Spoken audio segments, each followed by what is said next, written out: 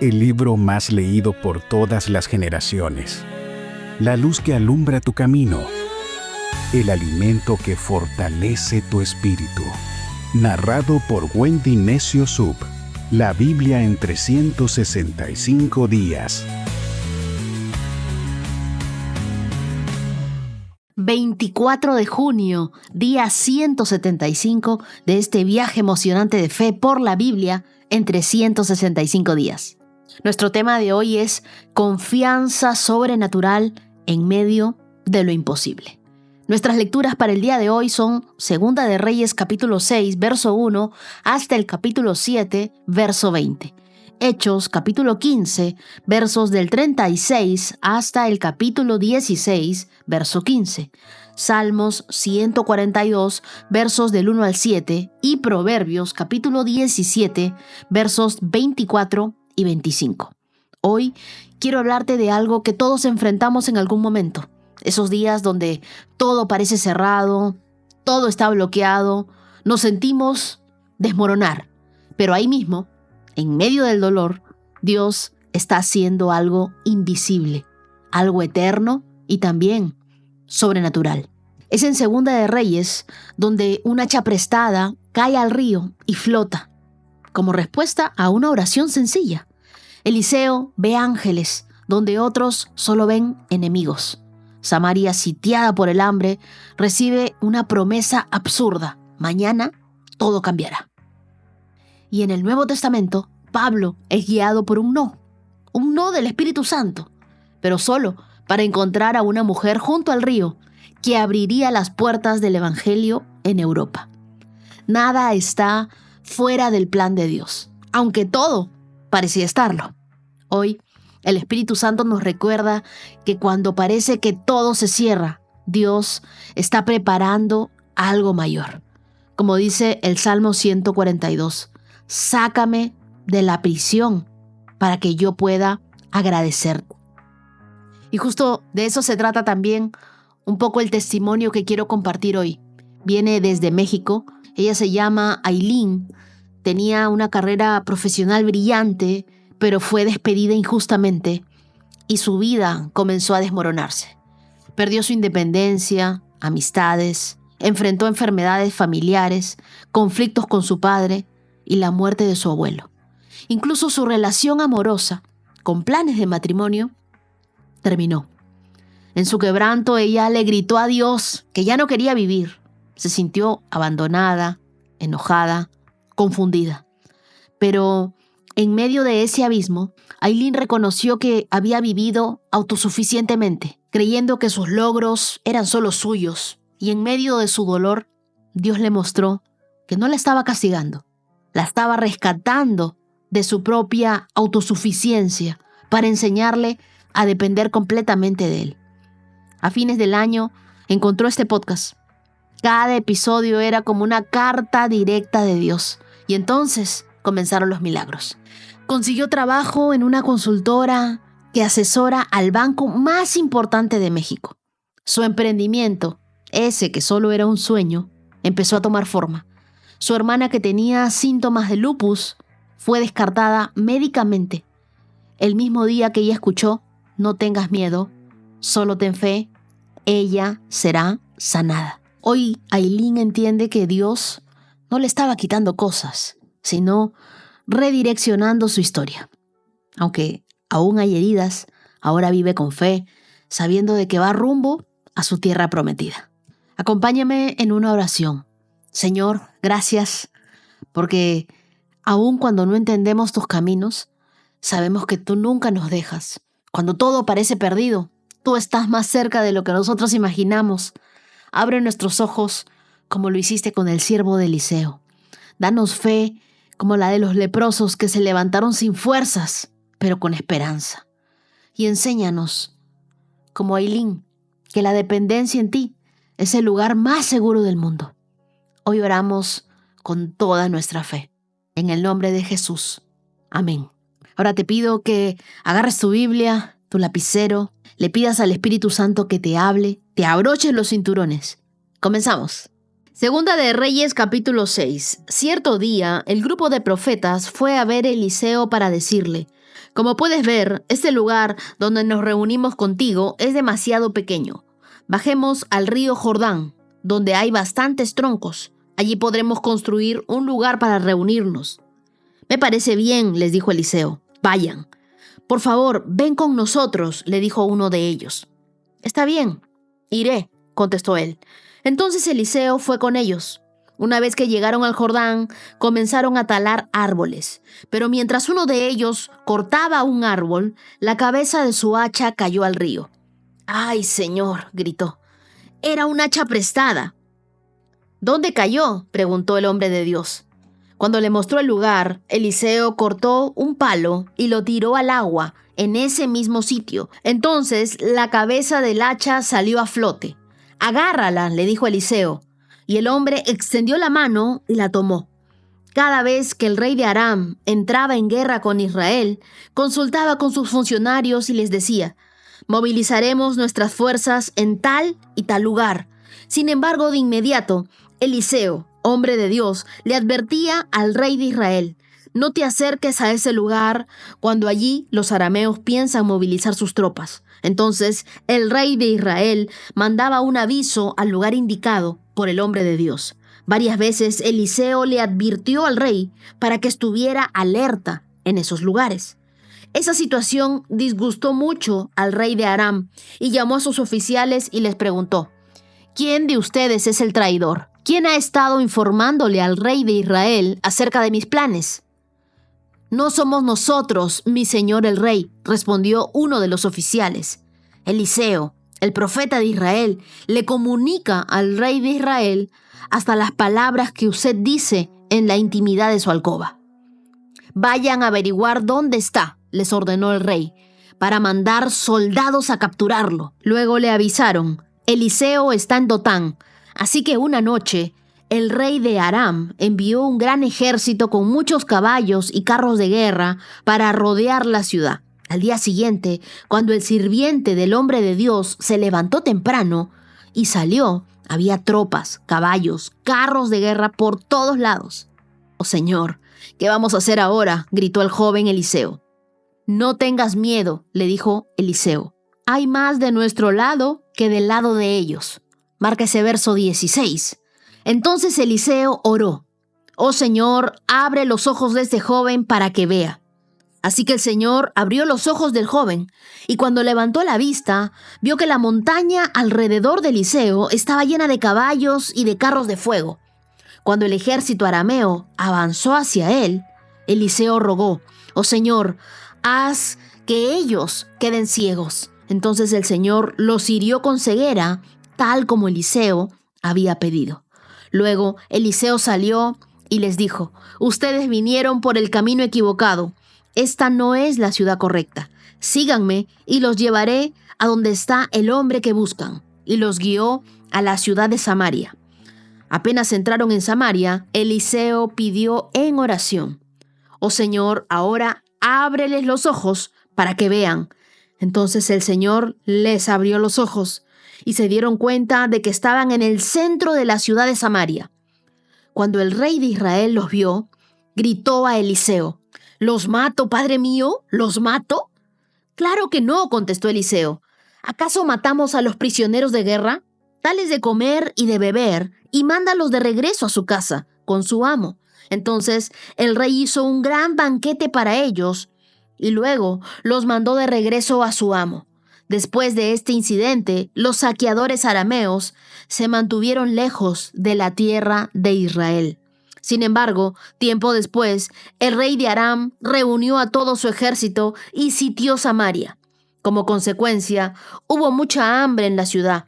Estuvo sitiada por tanto tiempo que la cabeza de un burro se vendía por 80 piezas de plata y 300,000 litros de estiércol de paloma se vendía por 5 piezas de plata.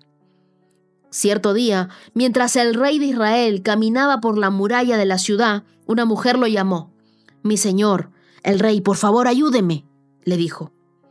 Él le respondió: «Si el Señor no te ayuda, ¿qué puedo hacer yo? No tengo comida en el granero ni vino en la prensa para darte».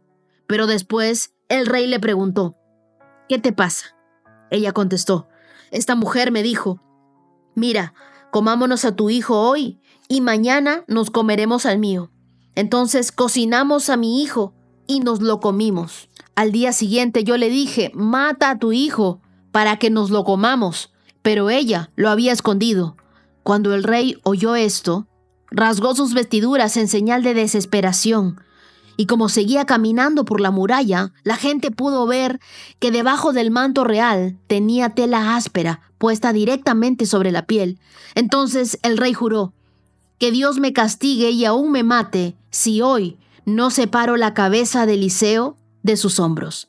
Eliseo estaba sentado en su casa con los ancianos de Israel cuando el rey mandó un mensajero a llamarlo. Pero antes de que llegara el mensajero, Eliseo dijo a los ancianos, un asesino ya mandó a un hombre a cortarme la cabeza. Cuando llegue, cierren la puerta y déjenlo afuera.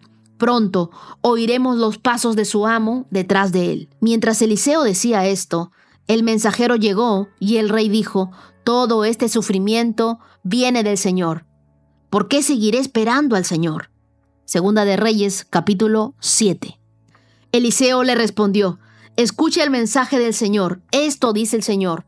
Mañana, a esta hora, en los mercados de Samaria, 7 litros de harina selecta costarán apenas una pieza de plata, y 14 litros de grano de cebada costarán apenas una pieza de plata. El funcionario que atendía al rey le dijo al hombre de Dios, esto sería imposible, aunque el Señor abriera las ventanas del cielo. Pero Eliseo le respondió, lo verás con tus propios ojos, pero no podrás comer nada de eso. Sucedió que había 4 hombres con lepra, sentados en la entrada de las puertas de la ciudad. ¿De qué nos sirve sentarnos aquí a esperar la muerte?, se preguntaban unos a otros. Si nos quedamos aquí, moriremos, pero con el hambre que hay en la ciudad, moriremos de hambre también allá si regresamos. Así que mejor sería ir y entregarnos al ejército arameo. Si ellos nos perdonan la vida, mucho peor, pero si nos matan, igual habríamos muerto. Así que al ponerse el sol, salieron hacia el campamento de los arameos, pero cuando se aproximaban al límite del campamento, no había nadie, pues el Señor había hecho que el ejército arameo escuchara el traqueteo de carros de guerra a toda velocidad, el galope de los caballos y los sonidos de un gran ejército que se acercaba. Por eso se gritaron unos a otros, el rey de Israel ha contratado a los hititas y a los egipcios para que nos ataquen. Así que se llenaron de pánico y huyeron en la oscuridad de la noche. Abandonaron sus carpas, sus caballos, sus burros y todo lo demás, y corrieron para salvar la vida. Cuando los hombres con lepra llegaron al límite del campamento, fueron de carpa en carpa, comieron y bebieron vino, sacaron plata, oro, ropa y escondieron todo. Finalmente se dijeron entre ellos, esto no está bien. Hoy es un día de buenas noticias y nosotros no lo hemos dicho a nadie. Si esperamos hasta la mañana, seguro que nos ocurre alguna calamidad. Vamos, regresemos al palacio y contémosle a la gente. Así que regresaron a la ciudad e informaron a los porteros lo que había sucedido. Salimos al campamento arameo, dijeron. Allí no había nadie. Los caballos y los burros estaban atados y las carpas estaban en orden, pero no había ni una sola persona. Entonces los porteros gritaron la noticia a la gente del palacio. El rey se levantó de su cama a la mitad de la noche y dijo a sus oficiales, yo sé qué pasó. Los arameos saben que estamos muriendo de hambre, por eso abandonaron su campamento y están escondidos en el campo. Esperan que salgamos de la ciudad para capturarnos vivos y tomar la ciudad. Entonces, uno de sus oficiales le dijo, deberíamos mandar espías a investigar, que se lleven 5 de los caballos que quedan. Si les pasa algo, no será peor que si se quedan aquí y mueren con todos nosotros. Así que prepararon 2 carros de guerra con caballos y el rey envió espías para que averiguaran qué le había sucedido al ejército arameo. Los espías recorrieron todo el camino hasta el río Jordán, siguiendo un rastro de prendas y objetos tirados por los arameos cuando huyeron desesperadamente. Luego regresaron y le informaron al rey. Entonces la gente de Samaria salió corriendo y saqueó el campamento de los arameos.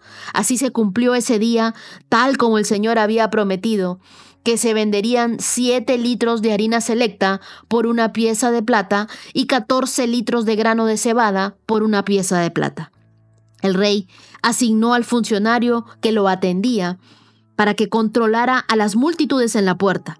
Pero cuando salieron corriendo, lo atropellaron y lo pisotearon, así que el hombre murió. Así que todo sucedió exactamente como el hombre de Dios lo había predicho. Cuando el rey fue a verlo a su casa, el hombre de Dios le había dicho: mañana, a esta hora, en los mercados de Samaria, 7 litros de harina selecta costarán una pieza de plata y 14 litros de grano de cebada costarán una pieza de plata. El funcionario del rey había respondido: esto sería imposible, aunque el Señor abriera las ventanas del cielo. Y el hombre de Dios había dicho: lo verás con tus propios ojos, pero no podrás comer nada de eso. Y así fue. Las multitudes lo aplastaron y murió a la entrada de la ciudad. Hasta ahí. El relato del hacha que cae al río, de Segunda de Reyes capítulo 6, puede parecer menor, pero está impregnado de una enseñanza poderosa. Dios se interesa incluso por lo que para otros es irrelevante. El hacha, que además era prestada, representaba una carga para el profeta. Cuando clamó a Eliseo, el milagro ocurrió con una intervención sencilla, pero profundamente sobrenatural. En esta etapa, el ministerio de Eliseo se desarrolla entre las escuelas de profetas, centros de formación espiritual establecidos por Samuel y fortalecidos por Elías. Estos hombres no solo recibían instrucción espiritual, sino que también vivían en comunidad. Por eso se necesitaban expandir físicamente. ¿Qué es lo que nosotros aprendemos de esto? Que Dios no clasifica nuestras crisis en pequeñas o en grandes crisis. Si algo pesa en tu corazón, para Dios es importante. Dios no es limitado por lo que tú llamas insignificante. Todo Él lo usa como materia prima para mostrar su gloria. Entrena tu corazón a orar por todo, incluso por lo que crees que puedes manejar solo. Tu dependencia diaria de Dios abre los cielos a lo sobrenatural. ¿Dónde has visto tú que un hacha flote? El incidente del hacha que flotó fue para mostrar que Dios está presente cuidando a quienes confían en Él y supliendo sus necesidades, incluso en las circunstancias de la vida que parecen insignificantes. ¿Y sabes qué? Dios sabe dónde cayó tu hacha, dónde cayó tu motivación, dónde cayó tu deseo de continuar. Y Él puede volver a sacar eso a flote. Versos del 8 al 23 nos cuenta Segunda de Reyes que Eliseo es perseguido por el rey de Siria, quien envía un ejército para capturarlo. Su sirviente entra en pánico, pero Eliseo ora para que vea la realidad espiritual y le dice en el verso 16 que les hice resaltar: no tengas miedo. Y es lo mismo que Dios te dice a ti el día de hoy. No tengas miedo. Hay más de nuestro lado que del lado de ellos. Más son los que están con nosotros que los que están con ellos. ¿Sabes? En nuestra vida diaria nos pasa igual. Nos enfocamos tanto en lo que vemos que nos olvidamos que Dios ya desplegó su ejército a nuestro favor. Nosotros pensamos: estamos rodeados por un ejército, ellos son más grandes, más poderosos, más numerosos, pero yo estoy solo. Te equivocas. Tú nunca estás solo. Tú tienes de tu lado al Señor de los ejércitos celestiales. Si el día de hoy estás rodeado por el enemigo, es porque Dios ya ha rodeado a tu enemigo. Y nos encontramos en Dotán, una ciudad fortificada en Samaria, la misma de Génesis 37, que fue el lugar donde José fue traicionado por sus hermanos. En ese mismo lugar, Dios revela otra traición, pero también revela su protección divina. Es como estar atrapado en un lugar de batalla legal injusta. Estás rodeado de documentos, de acusaciones, de miedo, de calumnias. Pero un abogado que conoce la ley por dentro te dice: ya ganamos. Aunque no lo veas, tenemos la justicia de nuestra parte. Ora cada mañana y dile: Señor, abre mis ojos para ver lo que estás haciendo, no solo lo que estoy enfrentando. Hazlo antes de consultar tus redes sociales, antes de ver tu correo electrónico, antes de revisar tus pendientes. Ora a Dios. Versos más adelante, del 24 hasta el capítulo 7, vemos que Samaria es sitiada por Ben-Hadad. El hambre es tan atroz que el texto describe actos caníbales. Es increíble. Primera vez que yo leo algo así en la Biblia. El rey culpa a Eliseo y busca matarlo, pero Eliseo responde con una profecía y le dice: mañana a esta hora todo cambiará. La situación es tan desesperada que uno de los oficiales responde con incredulidad. Él representa a los que solo confían en lo que pueden medir. Y la inflación en ese momento era terrible. Imagínense que el estiércol de paloma, que ellos lo usaban como combustible, se vendía a precio de oro. Pero Dios prometió una reversión radical en 24 horas. Si tú dudas de la promesa de Dios por lo que hoy ves, es como cerrar los ojos justo antes del amanecer. ¿Qué te quiero enseñar con esto? Que cuando todo parece bloqueado, en tu salud, en tu economía, en tus relaciones, Dios sigue teniendo la última palabra. No te desesperes con lo que ves. Confía en lo que Dios te ha dicho. Y en Segunda de Reyes capítulo 7, versos del 3 al 20, vemos a 4 leprosos, a una ciudad y una puerta abierta. 4 hombres marginados por su lepra, aislados por su condición, deciden avanzar. Y ellos dicen: ¿por qué quedarnos acá sentados, esperando nuestra muerte? Su valentía los convierte en los mensajeros del milagro. Así que lo que otros llaman una limitación, Dios lo llama un punto de partida. Estos 4 leprosos llegaron a un campamento enemigo totalmente vacío. Dios había provocado un pánico. La ciudad estaba liberada, pero nadie lo sabía aún. A veces la respuesta ya está lista, pero Dios está esperando que des un paso de fe. No te paralices por lo que no sabes. Camina con lo que ya sabes. Esto es como alguien que no aplica una beca porque siente que no va a ser aceptado. ¿Pero por qué te descalificas antes de tiempo? Cuando el sistema ya te tiene preaprobado esperando tu postulación. Sé como esos leprosos. Avanza aunque tengas miedo. Testifica del milagro cuando lo veas. Y no guardes solo para ti lo que Dios te dio para compartir. Ora conmigo hoy y dile: Señor, abre mis ojos para ver lo que no veo el día de hoy. Ayúdame a confiar en ti, incluso cuando todo parece perdido. Dame la valentía de los que actúan en fe, aunque estén heridos, y la visión para reconocer tu provisión antes de que llegue. Que tu palabra sea mi ancla en medio del caos. Que mi vida testifique de tu fidelidad todos los días. Te lo pido, Dios, en el nombre de Jesús. Amén. Ahora leamos Hechos, capítulo 15, verso 36. Después de un tiempo, Pablo le dijo a Bernabé: volvamos a visitar cada una de las ciudades donde ya antes predicamos la palabra del Señor para ver cómo andan los nuevos creyentes. Bernabé estuvo de acuerdo y quería llevar con ellos a Juan Marcos, pero Pablo se opuso terminantemente, ya que Juan Marcos los había abandonado en Panfilia y ya no había continuado con ellos en el trabajo. Su desacuerdo fue tan intenso que se separaron. Bernabé tomó a Juan Marcos consigo y navegó hacia Chipre. Pablo escogió a Silas y al salir, los creyentes lo encomendaron al cuidado misericordioso del Señor. Luego viajó por toda Siria, Cilicia, fortaleciendo a las iglesias. Hechos capítulo 16. Pablo fue a Derbe y luego a Listra, donde había un discípulo joven llamado Timoteo.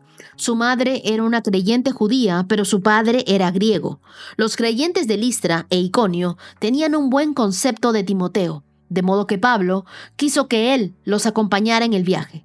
Por respeto a los judíos de la región, dispuso que Timoteo se circuncidara antes de salir, ya que todos sabían que su padre era griego. Luego fueron de ciudad en ciudad, enseñando a los creyentes a que siguieran las decisiones tomadas por los apóstoles y los ancianos de Jerusalén. Así que las iglesias se fortalecían en su fe y el número de creyentes crecía cada día.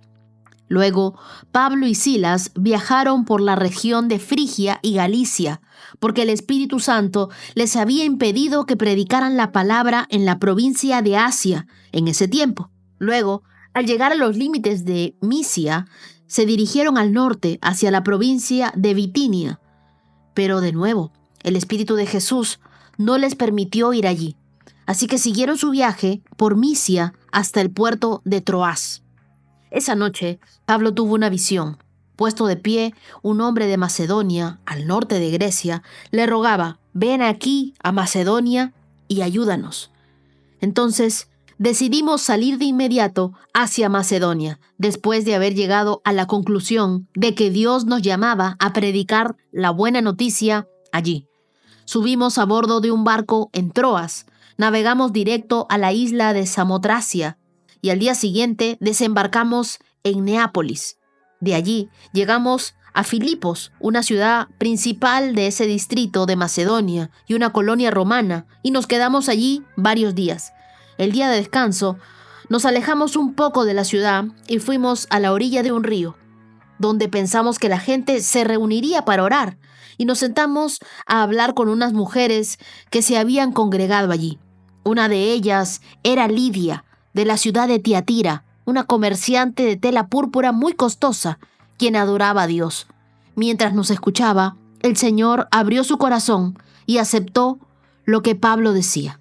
Ella y los de su casa fueron bautizados y nos invitó a que fuéramos sus huéspedes. «Si ustedes reconocen que soy una verdadera creyente en el Señor», dijo ella, «vengan a quedarse en mi casa». Y nos insistió hasta que aceptamos. Hasta ahí.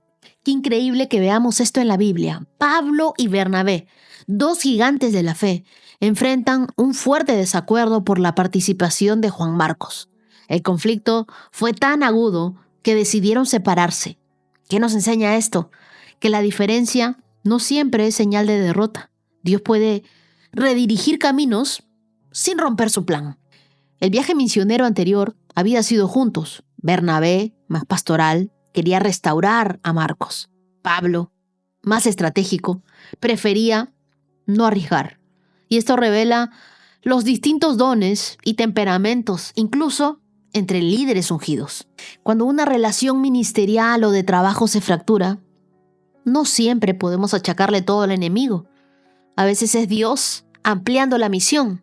Es como dos socios de una empresa cristiana que toman rumbos distintos, con proyectos distintos, y ambos florecen, porque Dios no se limita a un solo canal. Luego vemos en Hechos capítulo 16, versos del 1 al 10, que Pablo recluta a Timoteo, un joven mitad judío y mitad griego, y lo circuncida para no causar tropiezo a los judíos locales. Luego intenta ir a Asia y Bitinia, pero el Espíritu Santo le impide entrar. Y esta es una de las escenas más desconcertantes de todo el libro de Hechos. Dios cerrando puertas a quienes están en plena misión. Mira, Asia y Bitinia eran regiones del Imperio Romano. Humanamente tenía sentido ir allí, pero el Espíritu tenía una agenda distinta. Europa debía ser alcanzada primero, comenzando por Macedonia. Nosotros sabemos que una puerta cerrada no es un castigo, muchas veces es protección de Dios. No todo lo que suena bueno es la voluntad de Dios para nosotros. No todo lo urgente es lo correcto. El Espíritu Santo nos guía con un sí, pero también con un no. Y hay que aprender a interpretar ambos. Cuando Dios dice no, no te frustres. Pregunta, ¿qué estás preparando mientras tanto? Esto es como cuando alguien está por aceptar un trabajo aparentemente perfecto. Has pasado todas las pruebas y de pronto todo se cae. Luego, meses después, descubres que esa empresa quebró y lo que parecía una pérdida fue una intervención de Dios para cuidarte. Y por último, vemos en los versos del 11 al 15 de Hechos, capítulo 16, que Pablo tiene una visión. Un hombre macedonio que lo llama a ir. Pero al llegar a Filipos, lo primero que encuentra es un grupo de mujeres adorando junto al río. Entre ellas, Lidia, una mujer de negocios de Tiatira. vendedora de telas púrpura, un artículo de lujo, una adoradora de Dios y la futura anfitriona de la primera iglesia en Europa. Filipos era una ciudad romana próspera, pero no tenía una sinagoga, lo que implica que habían pocos judíos. Y la oración, esa oración junto al río, era como una alternativa informal a una reunión, a una iglesia. Nunca debemos subestimar los pequeños comienzos. Pablo esperaba a un hombre, pero Dios usó a una mujer de influencia. Yo creo que el cielo tiene sus propias estrategias inesperadas. Hagamos lo que Pablo hizo. Predica en lo pequeño como si fuera grande. Ora en lugares no convencionales. Las conexiones del cielo no siempre empiezan en un púlpito. A veces comienzan en una cafetería. Ora conmigo hoy y dile: Señor, ayúdame a entender que tu voluntad se revela tanto en las puertas abiertas como en las cerradas. Enséñame a no resistirme a tus redirecciones y a confiar en tus no, que me están preparando para tus mejores sí. Abre mis ojos para reconocer tus visiones, tus personas clave y tus caminos inesperados. Oramos en el nombre de Jesús. Amén. Salmos 142. Clamo al Señor, ruego la misericordia del Señor, expongo mis quejas delante de Él y le cuento todos mis problemas. Marca ese verso 2. Cuando me siento agobiado, solo tú sabes qué camino debo tomar. Vaya a donde vaya, mis enemigos me han tendido trampas. Busco a alguien que venga a ayudarme, pero a nadie se le ocurre hacerlo. Nadie me ayudará, a nadie le importa un bledo lo que me pasa. Entonces oro a ti, oh Señor, y digo: tú eres mi lugar de refugio. En verdad, eres todo lo que quiero en la vida. Oye mi clamor, porque estoy muy decaído. Rescátame de mis perseguidores, porque son demasiado fuertes para mí. Sácame de la prisión, para que pueda agradecerte.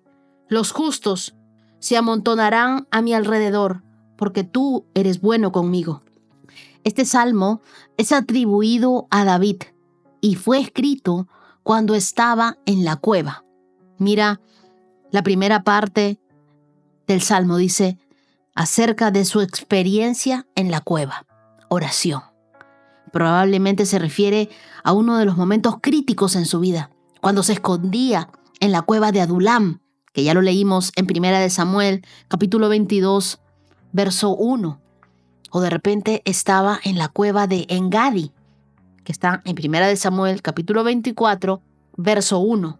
Ambas situaciones reflejaban un tiempo de aislamiento, de persecución y aparente abandono, incluso cuando ya había sido ungido como rey. Hay momentos donde nuestra alma clama desde la cueva, pero aún en medio de la oscuridad, Dios es tu refugio. La cueva en la Biblia no es solo un lugar físico, sino es un símbolo espiritual de encierro emocional, de soledad profunda y de procesos invisibles. Versos 1 y 2. Clamo al Señor, ruego la misericordia del Señor, expongo mis quejas delante de Él y le cuento todos mis problemas. David no reprime su dolor. Él se atreve a ser honesto con Dios y dice: voy a exponerle a Dios todos mis problemas. La oración no siempre comienza con palabras hermosas. A veces empieza con un desahogo. A veces uno respira y lo primero que sale es: Dios, ¿por qué? Ayúdame, Señor. Aquí no hay fórmulas, solo un corazón roto que encuentra en Dios su única salida. Porque clamar a Dios no es debilidad, es dependencia. ¿Cuántas veces nosotros hemos orado a Dios sin decirle lo que realmente sentíamos? Dios no necesita oraciones editadas. Dios no necesita oraciones que reboten en el techo y que no sean dichas de corazón. Él quiere oraciones de corazones verdaderos, de corazones genuinos. Dios nunca se va a escandalizar por tus quejas. Él se conmueve cuando tú y yo somos vulnerables. Lo cierto es que cuando nos acercamos a Dios y tenemos nuestros problemas, Lo primero que sale de nosotros a veces son lágrimas. Y Dios entiende nuestras lágrimas. Escríbele nuevamente una oración a Dios, un salmo para tu Dios. No lo corrijas, entrégaselo así, como te salga. Si te duele algo, díselo. Si no entiendes algo, pregúntale. Lo importante es abrirle tu corazón a Dios, tal y como lo hizo David. El verso 3 dice, cuando me siento agobiado, solo tú sabes qué camino debo tomar. Aunque David estaba abrumado, se sentía agobiado, Dios sigue sabiendo exactamente a dónde lo lleva. Hay consuelo en saber que no necesitas tener todo claro, solo estar en las manos de aquel que sí las tiene claras. Y van a haber muchos momentos en los cuales nosotros no vamos a ver todo el mapa completo. Pero es necesario que tomemos el siguiente paso de fe y sigamos avanzando. A veces nosotros oramos por señales y por caminos despejados, pero Dios responde con dirección diaria, no con mapas, sino con pasos, no con certezas, sino con su compañía. Versos 4 y 5 dice, busco a alguien que venga a ayudarme, pero a nadie se le ocurre hacerlo, nadie me ayudará, a nadie le importa un bledo lo que me pasa. Entonces oro a ti, oh Señor, y digo, tú eres mi lugar de refugio, en verdad eres todo lo que quiero en la vida. David aquí dice, a nadie le importó. Pero en ese abandono humano, descubre la fidelidad de Dios. Es en la ausencia de todo donde se revela la suficiencia de Dios. Cuando tú te quedas sin nadie, es cuando descubres que Dios era todo. Versos 6 y 7 dice, oye mi clamor porque estoy muy decaído. Rescátame de mis perseguidores porque son demasiado fuertes para mí. Sácame de la prisión para que pueda agradecerte. Los justos se amontonarán a mi alrededor porque tú eres bueno conmigo. David aquí reconoce que está en una prisión, no de barrotes, sino en una prisión de angustia, de miedo, de desesperanza. Pero su clamor no es solo para salir, sino para alabar. David entendió, el propósito del rescate no va a ser solo mi alivio, esto va a ser de testimonio. Y es que Dios no solo quiere liberarte de algo, sino para algo, adorarlo en libertad. La prueba de fe no es salir de la cueva, sino adorar desde adentro. Cuando tu adoración no depende de tus circunstancias, sino de quién es Dios, es ahí que estás listo para ser levantado. Ora conmigo hoy y dile, Señor, en mi cueva personal te llamo. Cuando todo parece cerrarse, tú eres mi refugio. Cuando nadie me responde, tú me escuchas. Sácame de la prisión del miedo, de la confusión, de la angustia, no solo para estar libre, sino para alabarte con más fuerza. Hoy decido confiar, no en lo que veo, sino en lo que tú nos prometiste, que esta cueva se convierte en mi altar. Yo creo que las cosas van a cambiar. Eres tú lo único que quiero en esta vida. Oro en el nombre de Jesús. Amén. Ahora leamos Proverbios capítulo 17, versos del 24 al 25. Los sensatos mantienen sus ojos en la sabiduría, pero los ojos del necio vagan por los confines de la tierra.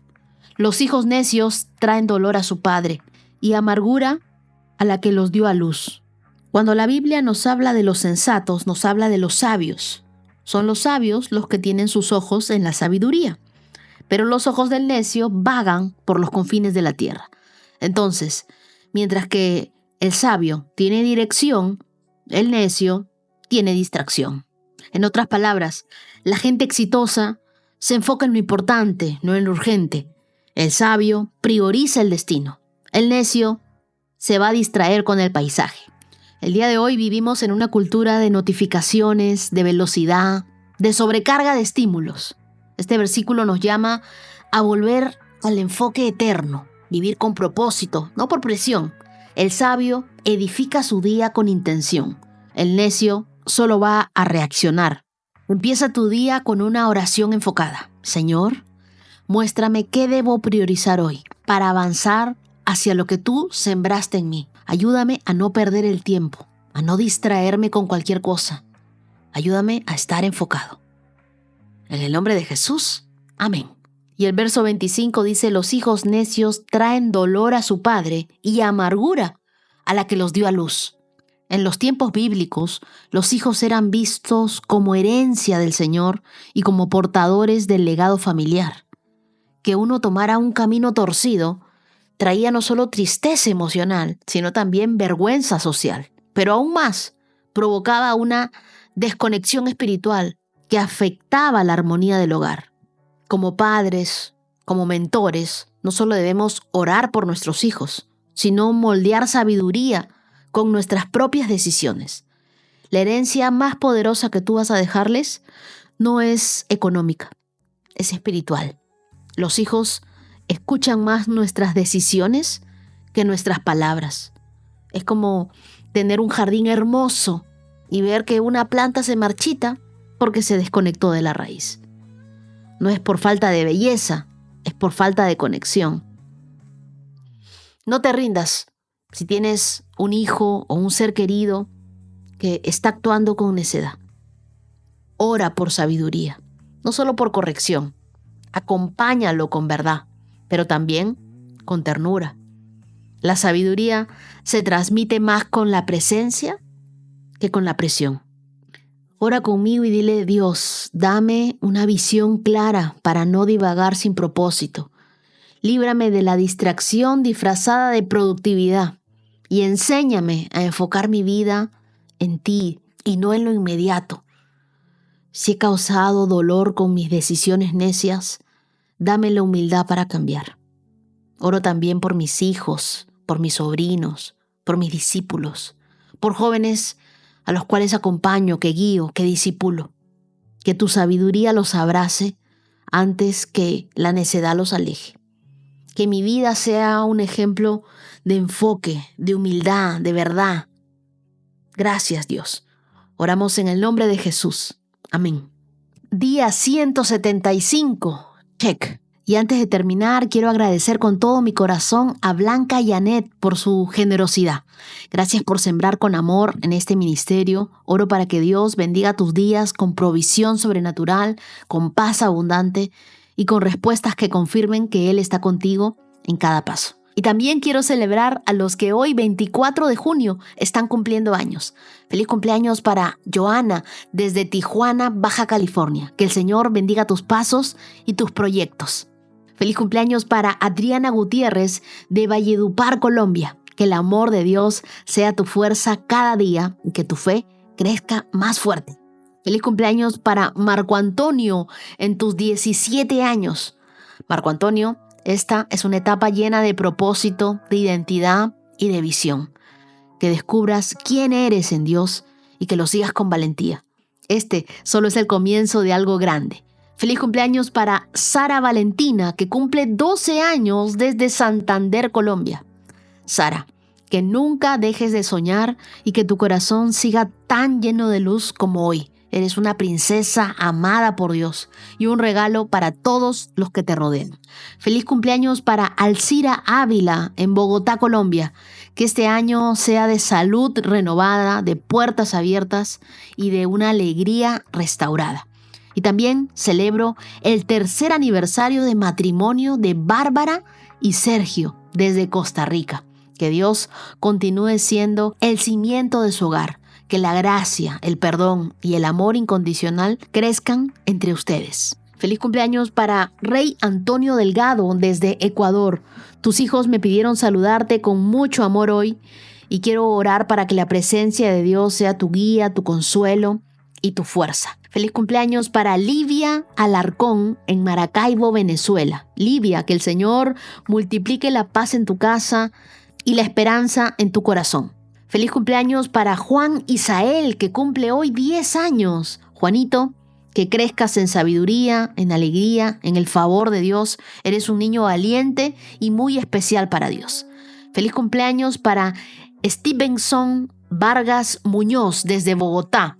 Que este nuevo año sea para ti de dirección y que las bendiciones de Dios te sorprendan. Feliz cumpleaños para Sofía Jimena Hernández en Madrid, España.